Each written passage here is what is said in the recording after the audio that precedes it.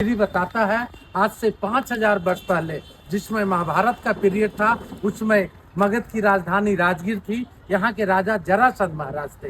राजा जरासंध के पिता का नाम वीरदत्त हुआ। वीरदत्त को कोई संतान था नहीं। इस निर्जन वन में वो साधना के लिए बैठ गए थे। एक इच्छाधारी नाग ने उन्हें काम का फल दिए थे और बताए थे कि आम की फल को प्रसादी समझकर अपने रानी को खिला दीजिएगा। राजा वीरदत्त ने क्या किए, उस आम के फल को 2 टुकड़ा कर उनकी 2 रानियां थी, दोनों को खिला दिए थे। इससे राजा जरासंध 2 माहों से हाफ इन हाफ जन्म लिए थे। उन्हें मृत समझकर यहाँ से 1 किलोमीटर आगे स्मशान घाट आप लोग देखे होंगे, वहां पर उन्हें गोदावरी नदी है, नदी में परवा कर दिए थे। इस नगर में पहले जरा नाम की राक्षसनी रहती थी। वो राक्षसनी उस मांस को लुतरे को गोदावरी नदी से छान कर अपने आंचल में बांध ली। जब वो खाने के लिए बैठी तो देखती वो बच्चे का रूप जीवित हो गया, तो उसे दया आ गया और उस बच्चे में 10,000 हाथी का शक्ति प्रदान कर जाकर वीरदत्त को सौंप दिया। वो जान गई कि राजा वीरदत्त का पुत्र है। राजा वीरदत्त अति प्राचीन हुए। तत्क्षण अपने राज दरबार में राज दरबारियों को हुक्म दिए कि इसे मैं राक्षसनी नहीं मांगती हूँ, मेरे लिए यह देवी समान है, क्योंकि मेरे मरे हुए पुत्र को इन्होंने जिंदा कर दिया है, तो इसीलिए इसका यहाँ पे मंदिर बनवाया जाए। और इस स्थान पे जहाँ पे उन्हें आम का फल मिला था, यहाँ पे उन्होंने माँ मनसा देवी के नाम से मंदिर बनवाया।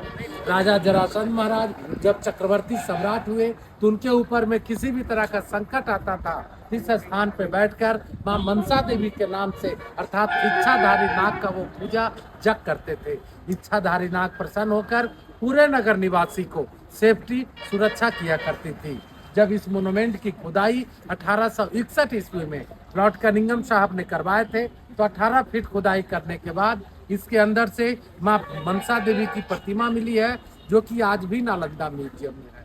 क्योंकि पुरानी प्रतिमा जंगली एरिया होने की वजह से चोरी होने का भय था। इसके ऊपर में गुंबद थे, इसके चारों तरफ में जैन प्रतिमा थी। जब 12वीं शताब्दी में मुसलमान राजा बख्तियार खिलजी का राज आया, उन्होंने ऊपर का गुंबद और सारी प्रतिमा को खंडित किए। इस साइड में भी 3 कूपाकार जो दिख रहे हैं, उन तीनों की खुदाई से मिट्टी का बर्तन और बहुमुखी कलश मिला है। वेदी है। इस पे साधु ब्राह्मण लोग बैठकर जब पूजे के समय में मंत्रोच्चारण करते थे, तो इस मुंह के इच्छाधारी नाग निकलकर सामने बेदी पे जाके बैठते थे और उसके बहुमुखी कलश में दूध और लावा रखा रहता था।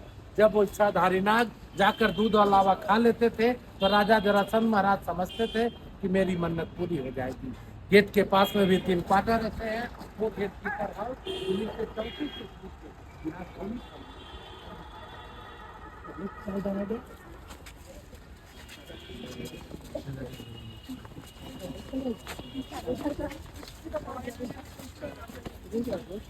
इस साइड में भी